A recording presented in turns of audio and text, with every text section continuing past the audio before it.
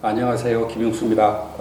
이번에는 신동엽 문학관 홍보대사 문성근 선생에 대해서 말씀드리겠습니다.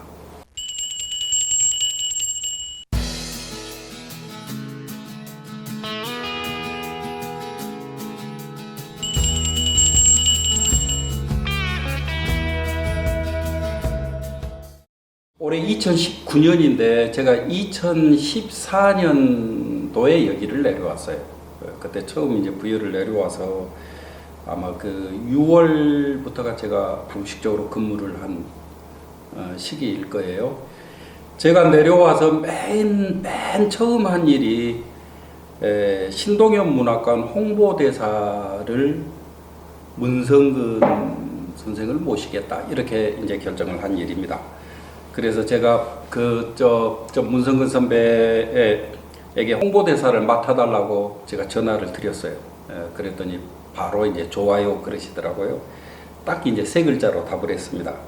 그때 당시에 뭔가 하여튼 그 신동엽 문학관 홍보대사는 문성근 선배가 하는 게 좋겠다 이렇게 이제 생각을 했었는데, 그리고 거기에 뭔가 의미가 있다고 생각했는데 그때 당시에는 또렷한 의미가 떠오르지는 않았었어요. 근데 이제 점점 시간이 흐르면서 보니까 맥락이 이렇습니다. 문성근 선배는 문익환 목사님 아드님이죠. 제가 문익환 평전을 썼잖아요. 제가 그 문익환 평전을 쓰면서 취재하기 위해서 이제 그 문성근 선배 찾아뵙고 얘기 듣고 이제 그랬던 기억이 아주 새롭습니다. 그때는 1999년 이제 이 무렵이에요. 문익환 목사님이 출생이 북간도 출생이잖아요. 사실 이제 만주 분인데 만주라고 안 해요. 본인은 중국 만주를 가리키지 않고 꼭 그 조선 사람들에게 그 두만강 건너쪽 북간도를 자기 고향이라고 늘 이제 이렇게 이제 그 얘기를 하신 분입니다. 1894년에 동학농민혁명이 이제 실패로 끝나요. 그게 끝나고 나서 함경 북도 지역에서 이제 김하규라고 하는 분이 그 조선 선비인데 실학자세요. 그분이 사실은 이제 동학농민혁명에 관심이 아주 컸습니다. 가담을 하셨나 어쨌나 모르겠어요. 하여튼 그분이 동학농민혁명의 실패 때문에 주변의 의견을 나누어서 네 가문이 모여서 두만강 너머로 이제 갑니다. 그래서 그 일단 지금으로 보자면 이제 대안학교를 만들려고 그쪽으로 가는 거예요. 강 건너서 거기에서 맨 처음에는 서당을 3개 차렸다가 나중에 신식학교를 만들어서 이 신식학교가 명동학교죠. 이 명동학교에서 우리나라 최초의 영화를 만든 그 나운규 선생 이런 분들도 명동학교를 다닌 분들이고, 이 명동학교 저 막둥이들이 문익환, 윤동주 뭐 이제 송몽규 이분들이에요. 영화 동주 보신 분들은 저 명동학교 교실 풍경이 이제 그 영화에 나오죠. 네 가문 중에 공부를 제일 많이 하신 김하규 선생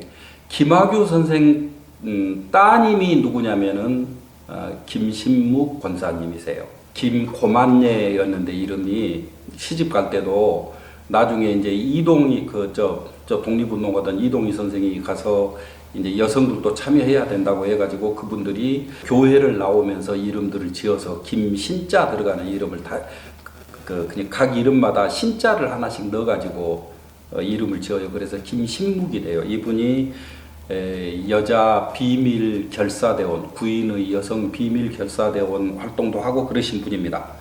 그 김신묵 권사님 아들이 문익환 목사예요. 지금 동학에서부터 지금 맥락이 닿죠. 이 문익환 목사님이 신동엽 시인의 시를 가장 깊이 읽었다고, 껍데기는 가라하고 꿈을 비는 마음하고 제가 이제 견주어서 이 얘기를 한 적이 있습니다.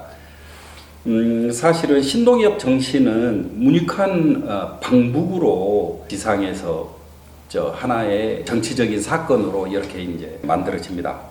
문익환 목사님이 방북해가지고 그 성과로 남북 교류가 이루어지기 시작하죠. 이 남북 교류, 남북 문화 교류 중에 굉장히 중요한 그러니까 문화 교류에 있었던 굉장히 중요한 사건 중에 하나가 서울에서 만들어진 가극을 서울 공연을 하고 평양 공연을 하고 한 사건이에요. 예, 이 가극이 신동엽의 서사시 금강을 오페라 감독 문호근 선생이 가극으로 만든 겁니다. 그러니까 통학 농민혁명이 실패로 끝나서 저 함경북도에서 김학유 선생이 두만강을 건너서 마을을 만들어서 거기 딸이 시집가서 아들이 문익환 목사가 되는 거예요. 그리고 그 아들이 지금 이제 서사시 금강을 통학 농민혁명을 소재로 한 서사시 금강을 가극으로 만들어서 서울 공연, 평양 공연을 했습니다.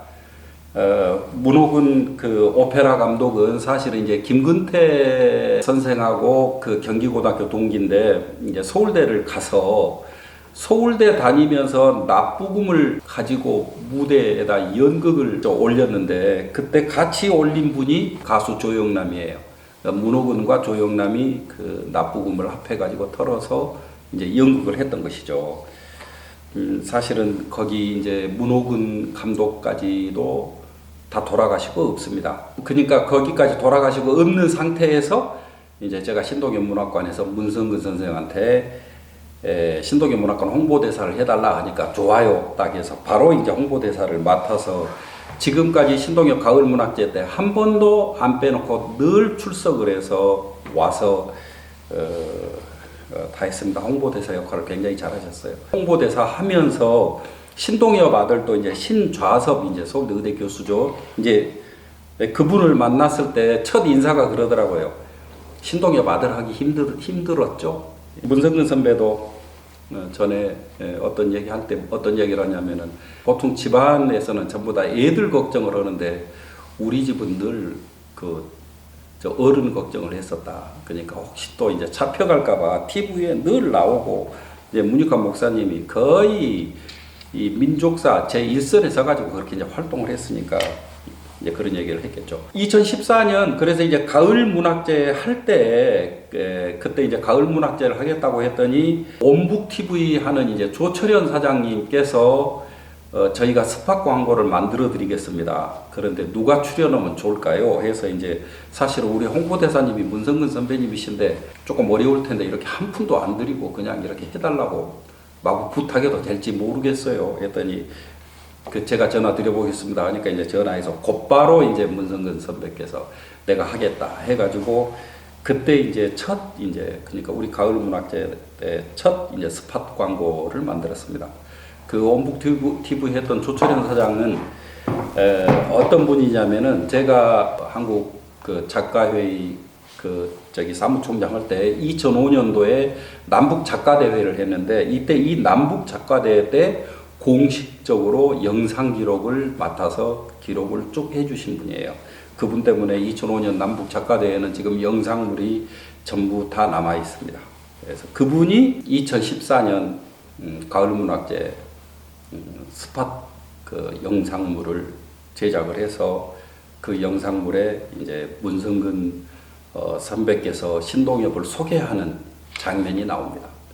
그거 보여드릴게요.